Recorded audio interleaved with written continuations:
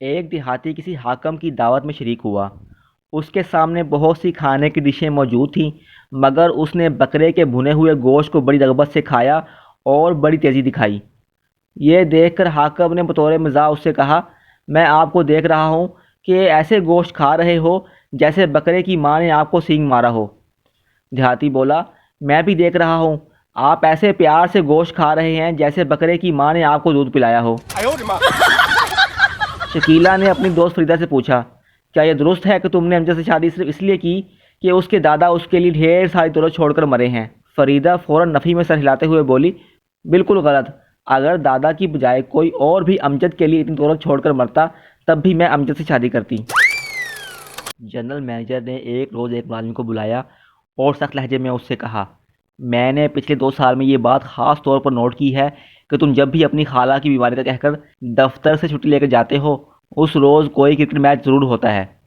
ملازم سر کھجاتے ہوئے بولا، آپ کے کہنے کا مطلب یہ ہے کہ میری خالہ بیماری کا بہانہ کرتی ہیں؟ سلیم میاں ایک روز گھر پہنچے تو دیکھا ان کی بیگم اپنی کمر کے گرد رسی کا پھندا ڈالے کرسی پر کھڑی ہیں اور رسی کا دوسرا سرا چھت کے پنکھے سے بندھا ہوا ہے۔ بیگم یہ کیا کر رہی ہو؟ سلیم میاں پریشان ہو کر چلائے۔ میں اس گھر کے حالات سے تنگ آ کر خودکشی کر رہی ہوں، سلیم میاں کی بیگم نے جواب دیا۔ لیکن خودکشی کے لیے تو پھندا گلے میں ڈالا جاتا ہے، سلیم میاں نے گویا بیگم کی رہنمائی کی۔ پہلے میں نے گلے میں ہی پھندا ڈالا تھا لیکن اس سے میرا دم گھٹنے لگا، سلیم میاں کی بیگم نے بتایا۔ بیگم نے شوہر سے کہا، میں نے تمہاری سالگرہ پر ایسی چیز خریدی ہے جس سے تمہارا سر فخر سے بلند ہو جائے گا۔ اچھا تو جلدی دکھاؤ کیا چیز ہے؟ شوہر نے خوش ہو کر پوچھا۔ میں ابھی پہن کر آئی، بیگم مسکراتے ہوئے بولی۔ چرچ میں ایک جوڑا پادری کے سامنے پیش ہوا اور شادی کی رسوم ادا کرنے کی درخواست کی۔ پادری نے نوجوانوں کو نشے کی حالت میں دیکھ کر حکم دیا، جاؤ نکل جاؤ، کل آنا۔ اگلے روز نوجوان کا پھر وہی حال تھا۔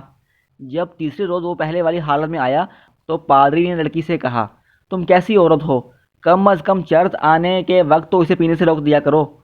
مجبوری ہے فادر، کیونکہ جب بھی اس کے ہوش و حواس قائم ہوتے ہیں یہ شادی سے انکار کر دیتا ہے، لڑکی نے جواب دیا۔